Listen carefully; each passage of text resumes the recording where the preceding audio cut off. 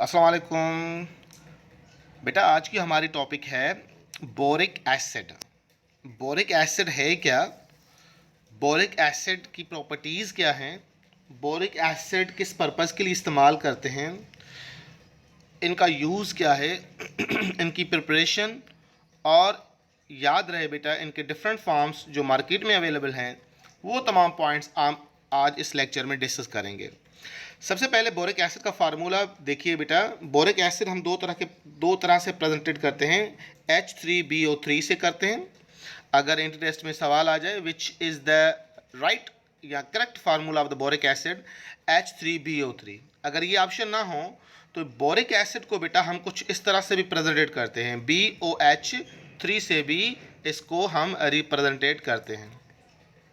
Boric acid याद रहे बेटा soft, silkie and white crystals होते हैं, यानी कि इनका जो कलर है वो वाइट कलर होता है, सॉलिड फॉर्म में मिलते हैं और नेचर में सॉफ्ट होते हैं, ग्रेसी इन फील। याद रहे बेटा ये बड़े सॉफ्ट नेचर के होते हैं और ग्रेसी इन फील, यानी कि जैसे ही आप हाथों में इसको आप टच करोगे तो आप ऐसा फील करोगे कि ये जो है वो आपके हाथ से छोड़ रहे हैं। तो इस तरह की नेचर जो है due to their weak van der Waals forces की वजह से होती है, और ये एक ओवर से ग्लाइडिंग करते हैं, यानी कि फिसल जाते हैं ये आसानी से। अगर आप यूँ समझें कि बहुत ज़्यादा अगर इसके मॉलिक्यूल्स आप अपने हाथों में लोगे, बहुत सारे क्रिस्टल्स आप हाथों में लोगे, तो याद रहे बेटा ये आसानी से हाथों से फिसल जाते हैं।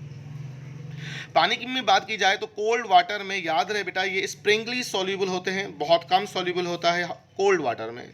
अगर हॉट वाटर हो या वार्म वाटर हो तो उसमें रेडली सॉल्यूबल होता है, जल्दी quickly soluble in hot water. It is very weak acid, ये तमाम जो है वो वीक एसिड होता है। मोनोबेसिक एसिड होता है। मोनोबेसिक एसिड इसलिए हम कहते हैं कि इनमें प्रॉपर्टी होती है बेटा कि ये जो है वो एक हाइड्रोक्सिल आयन जो है वो एक्सेप्ट भी करता है और हाइड्रोजन आयन डोनेट भी करता है। ये दोनों इसके अंदर प्रॉपर्टीज़ हैं। यानी अगर आप OH के साथ रिएक्शन करवाएं वाटर के साथ तो क्या होगा, BOH4 बन जाएगा। याद रहे इस समय यानी कि B के साथ जब 3 OH ग्रुप हो, एक OH दूसरा, OH तीसरा, इस समय इसकी हाइब्रिडाइजेशन होती है बेटा sp2 हाइब्रिडाइजेशन होती है। क्या होगी बेटा, sp2 हाइब्रिडाइजेशन। मगर जब एक और OH ग्रुप आ जाता है तो उस समय इसकी हाइब्रिडाइजेशन होती है sp3 हाइब्रिडाइजेशन बन जाती है। स्ट्रक्चरल में बात कर रहा हूँ, यानी कि 3 OH ग्रुप एक OH आसानी से ये एक्सेप्ट भी कर सकता है, यानी कि पानी में डिजॉल्व करोगे तो OH एक्सेप्ट भी कर सकता है और H आयन डोनेट भी कर सकता है।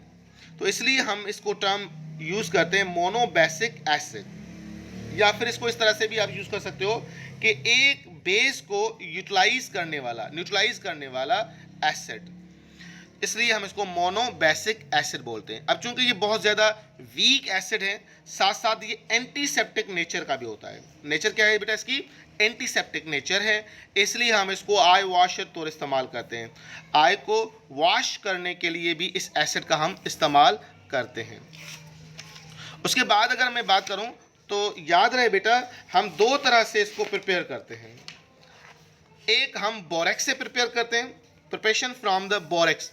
बोरेक्स का फार्मूला आपके जहन में होना चाहिए। What is the chemical formula borax? Na2B4O7 is the chemical formula of borax. Borax से कैसे बनाते हैं बेटा, बहुत आसान, हम डाइल्यूट सल्फ्यूरिक एसिड के साथ रिएक्शन करवाते हैं, यानी कि सल्फ्यूरिक एसिड में पानी जो है वो ऐड करते हैं 5 टाइम्स। अगर आपके पास 1 लीटर सल्फ्यूरिक एसिड हो तो 5 लीटर पानी में आप इसको डिजोल्व करें, बोरेक्स के साथ रिएक्शन करवा दें, तो याद रहे बेटा जो मेजर प्रोडक्ट है आपकी वो बोरिक एसिड मिलेगी और एक प्रोडक्ट आपको मिलेगी sodium sulphate. Double displacement reaction है, बड़ा आसान है, आप आसानी से इसको भी जो है वो करवा सकते हो। देखें सल्फ्यूरिक एसिड है, यहाँ से OSO4 ग्रुप जो है सोडियम के साथ रिएक्शन कर रहा है, रिजल्टेंट प्रोडक्ट जो बना रहा है क्या बना रहा है बेटा, Na2SO4 बना रहा है। बाकी जो बच्चा आपके पास B4O7 with respect of hydrogen plus क्या है वाटर, अब इनके साथ कॉम्बिनेशन करके ये 4 बोरिक एसिड के मॉलिक्यूल्स बना रहा है। इंडी टेस्ट में सवाल किस तरह से आ सकता है, अगर ये रिएक्शन बेस्ड सवाल आए तो मैं पहले बता चुका हूं, दोबारा रिएक्टेंट साइड आपको मिलेगी, प्रोडक्ट मेजर प्रोडक्ट का नाम पूछेंगे, या अगर कोई गैस बन रही हो तो गैस का नाम पूछेंगे, चाहे वो ऑर्गेनिक रिएक्शन हो या इनऑर्गेनिक रिएक्शन हो, कुछ इस तरह से ही आते हैं बेटा। उसके बाद हम बुरान नाइट्राइट से भी बोरिक एसिड बनाते हैं।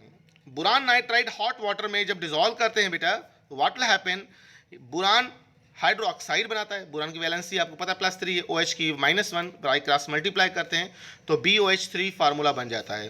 मैं पहले भी एक्सप्लेन कर चुका हूँ, बोरिक एसिड को इस तरह से भी हम प्रेजेंट करते हैं। और एक अमोनिया गैस जो है वो रिलीज करता है, यानी कि अमोनिया गैस और बोरिक एसिड फॉर्मेशन होती है। अगर यही सवाल एंट्री में आए, boron nitrite react with water which gas is release, तो राइट आंसर होगा अमोनिया गैस इज रिलीज। तो इस तरह से हम बोरिक एसिड बनाते हैं। बोरिक एसिड याद रहे, मार्केट में डिफरेंट फॉर्म्स अवेलेबल हैं, पर 3 फॉर्म इनके बड़े मशहूर हैं, मेटाबोरिक एसिड, पायरोबोरिक एसिड और बोरिक ऑक्साइड। बोरिक ऑक्साइड याद रहे बेटा, हम बहुत सारे पर्पस के लिए इस्तेमाल करते हैं, उनमें से एक पर्पस इसका टुडेज जो है वो वाइटनिंग क्रीम में भी हम इस्तेमाल करते हैं।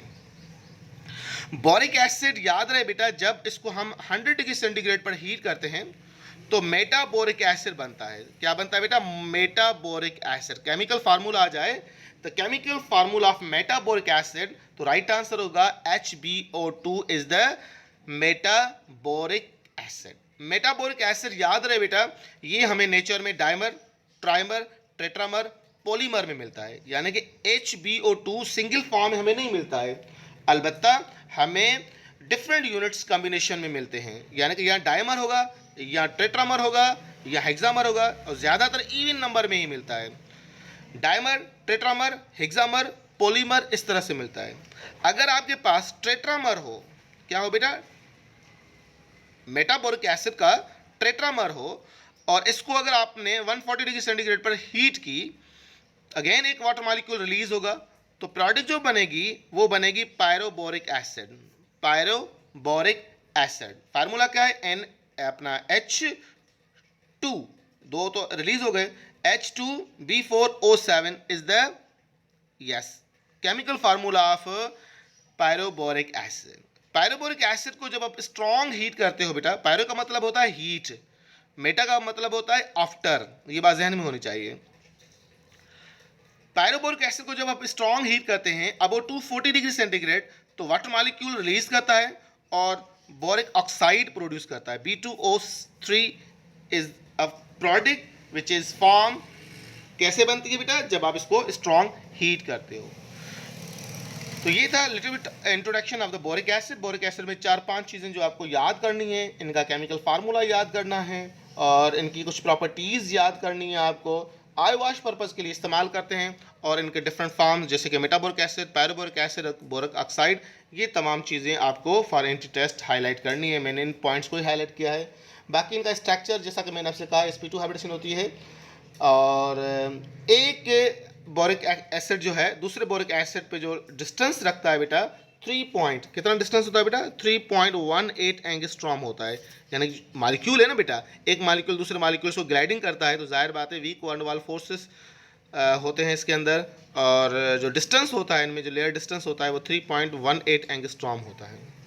तो ये था अबाउट द बोरिक एसिड। उसके बाद हमारे जो टॉपिक है दैट इज़ द